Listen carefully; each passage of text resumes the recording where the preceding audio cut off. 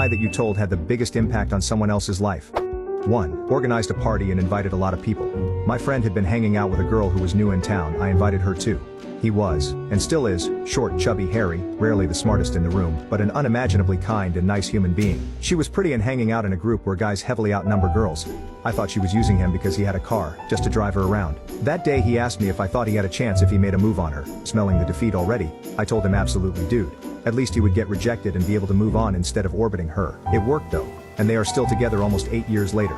He still thanks me sometimes for helping him make up his mind. 2. When I was in grade 8, my little brother asked me what extrapolation meant, and I told him it was the act of defecating out a window, and that in the olden days, it was standard practice for pilots as there were no facilities on wooden planes. Didn't think anything of it, until years later he came home furious. He was in high school math class and the question came up. So he raised his hand and proudly answered to the confusion of his peers. Whenever he got up to use the washroom for the rest of the year, people would tell him not to extrapolate.